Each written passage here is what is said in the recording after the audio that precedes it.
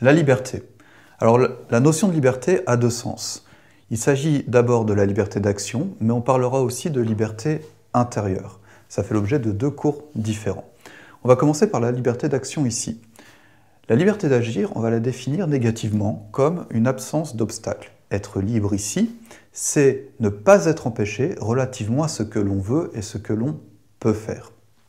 Alors pour étayer cette première définition de la liberté comme absence d'obstacle, vous avez cette référence qui est très utile, qui est Hobbes, et notamment le Léviathan.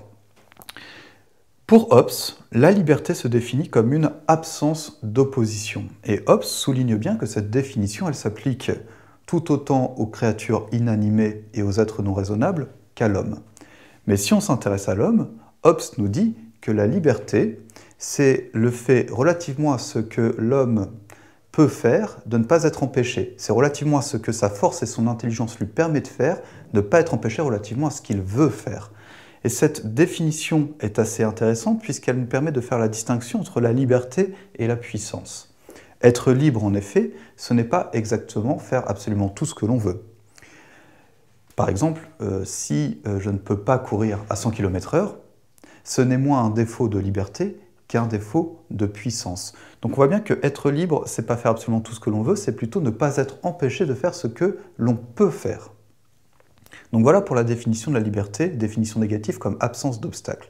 On va tout de suite se poser la question de savoir comment l'homme est-il libre en ce sens? Où est-il le plus libre?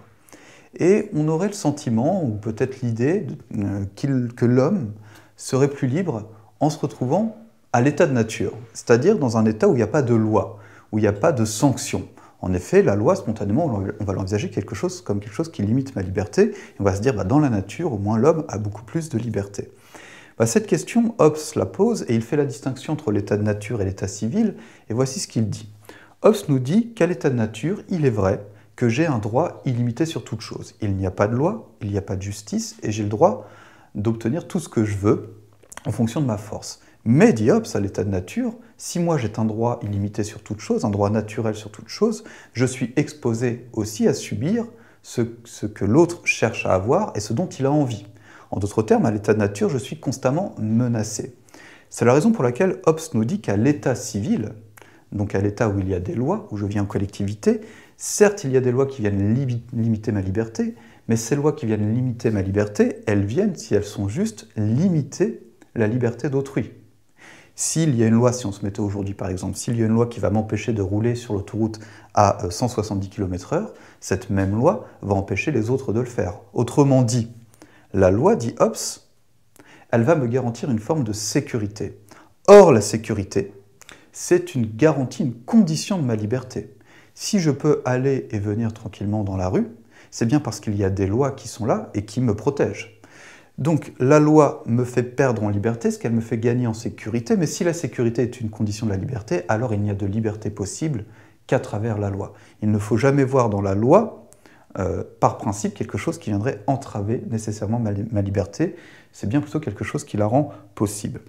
Et si on voulait généraliser, il faut vraiment se défaire de l'idée qu'on est plus libre dans la nature que dans la société, parce que au-delà de la sécurité, la société m'apporte tout un ensemble d'infrastructures, routes, moyens de communication, hôpitaux, mais également biens de subsistance, qui me permettent en réalité de m'affranchir de la nature. Ce n'est que dans la société que l'homme est libre. Autrement dit encore, l'homme est libre collectivement, il n'est pas libre individuellement, il est libre s'il s'associe à d'autres.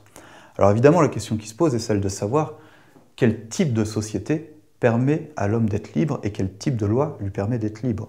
Et c'est dans un troisième temps ce qui va nous permettre de distinguer liberté positive et négative. On va faire la différence, par exemple, entre une dictature et une démocratie. Dans une dictature, je n'ai qu'une liberté négative. C'est-à-dire que, dans une dictature, je ne suis pas empêché de faire ce que la loi me permet de faire, mais c'est une liberté qui est définie simplement par rapport à cela.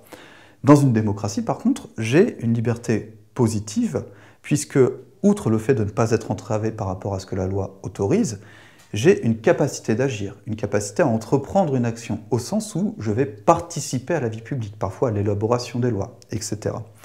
Donc tout dépend de la nature du régime politique qui est en place, et tout dépend du type de lois qui sont mises en place relativement à ma liberté. C'est ce qui conduit par exemple un auteur du XIXe siècle, Benjamin Constant, à faire la distinction entre ce qu'il appelle la liberté des anciens, par exemple les Grecs, et la liberté des modernes. La liberté des anciens, dit Constant, c'est une liberté positive, au sens où être libre pour un Grec, c'était participer à la vie politique. La sphère privée n'existait pas véritablement. La vraie liberté, donc, c'était la vie politique. La liberté des modernes, dit Benjamin Constant, elle est assez différente, puisque pour un moderne, la liberté consiste d'abord à ne pas être entravé, au sens où dans une société libérale, l'État va ménager à chacun une sphère de liberté où l'individu va pouvoir penser, exprimer et faire un peu ce qu'il veut, à condition évidemment qu'il ne nuise pas à la liberté d'un autre. Donc on voit bien que la liberté politique, elle est soit positive, soit négative, et il y a peut-être un risque à ce que dans la modernité, la liberté se réduise simplement à la liberté positive et qu'il y ait un désintérêt du citoyen relativement à la capacité d'agir et à entreprendre de modifier le politique et d'élaborer des lois.